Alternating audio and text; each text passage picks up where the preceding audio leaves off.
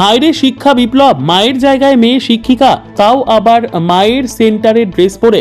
আর এই ঘটনাকে কেন্দ্র করে তুমুল উত্তেজনা দেখা দেয় কমলাসাগর বিধানসভার দেবীপুর ২৬ স্কয়ার এলাকায়। যদিও শেষ পর্যন্ত বাধ্য হয়ে এলাকার প্রমিলা বাহিনী অঙ্গনওয়াড়ি সেন্টারের ভেতর থেকে দিদিমণির মেয়েকে বের করে দিয়ে তালা ঝুলিয়ে আন্দোলনে নামে। তাদের বক্তব্য, যতক্ষণ পর্যন্ত নতুন দিদিমণি নিয়োগ না করা হবে ততক্ষণ পর্যন্ত তালা খোলা হবে না। ঘটনার বিবরণে জানা যায়, দেবীপুর ২৬ স্কয়ার এলাকায় অঙ্গনওয়াড়ি সেন্টারে একজন দিদিমণি এবং একজন হেল্পার দীর্ঘদিন যাবৎ কাজ করে আসছে, কিন্তু সেই দিদিমণি সঞ্জু সরকার বিরুদ্ধে এলাকার জনগণের দীর্ঘদিন যাবৎ অভিযোগ ছিল তিনি সময় মতো সেন্টারে আসছেন না, ছাত্রছাত্রীদের পড়াশোনা করাতে পারছে না, এমনকি মিড ডে মিল খাওয়া নিয়েও অনেক অভিযোগ উঠেছিল। এলাকার জনগণের অভিযোগ, দীর্ঘ ৯ মাস যাবৎ মিড ডে মিলের খাবার সেই দিদিমণি গিলে খেয়ে ফেলেছে, এমনকি গর্ভবতী মহিলাদেরও বিদ্যালয়ের থেকে চাল দেওয়া হচ্ছে না। শেষ পর্যন্ত তাদের অভিযোগের পরিপ্রেক্ষিতে সেন্টারে চলে আসেন বিশালগড় সিডিপিও অফিসের 2 আধিকারিক। পরবর্তী সময়ে তথ্য সহকারে প্রমাণিত হয় সেই দিদিমণি সঞ্জু সরকার লেখাপড়া বলতে কিছু জানে না, এমনকি অ আ ক খ বলতেও পারছে না। দীর্ঘ ৯ মাস যাবৎ মিড ডে মিলের খাবার ছাত্রছাত্রীদের না দিয়ে চুরি করে নিয়েছে, তার তথ্য সহকারে প্রমাণিত হওয়ায় পরবর্তী সময় 2 আধিকারিক সেন্টারের দিদিমণি সঞ্জু সরকার সেন্টারে না আসতে বলে এবং হেল্পারের ওপর সম্পূর্ণ দায়িত্ব ছেড়ে দিয়ে যায়। কিন্তু আচমকা বৃহস্পতিবার সকালবেলা 1 মাস পর ঘরে বসে থাকা দিদিমণির মেয়ে সেন্টারে এসে হাজির হয়, তাও আবার ড্রেস পরে। আর তাতেই ক্ষিপ্ত হয়ে ওঠে এলাকার জনগণ। তাদের বক্তব্য, যে দিদিমণিকে বিভিন্ন অভিযোগ পেয়ে সেন্টার থেকে বের করে দেওয়া হয়েছে, তার মেয়ে কি করে সেন্টারে আসে কাজ করতে।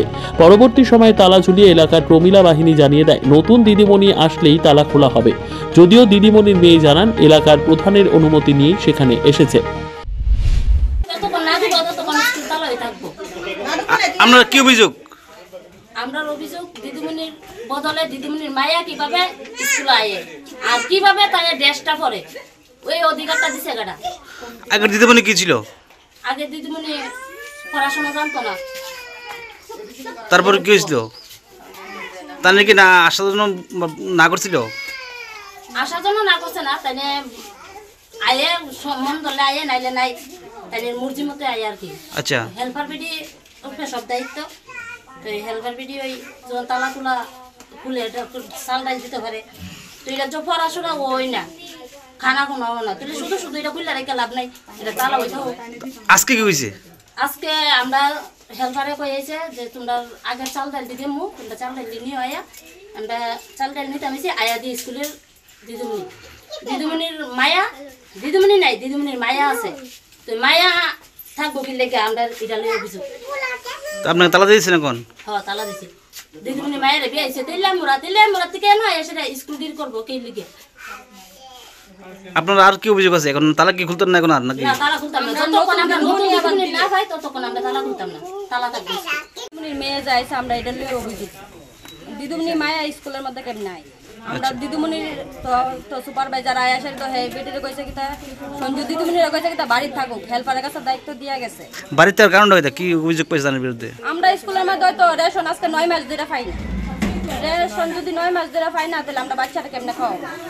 আমরা তো গরিব মানুষ, আমরা স্কুল থেকে চাল ডাল পাই আসা, কিন্তু বাচ্চারাও খাওয়াই বাড়ির মধ্যে।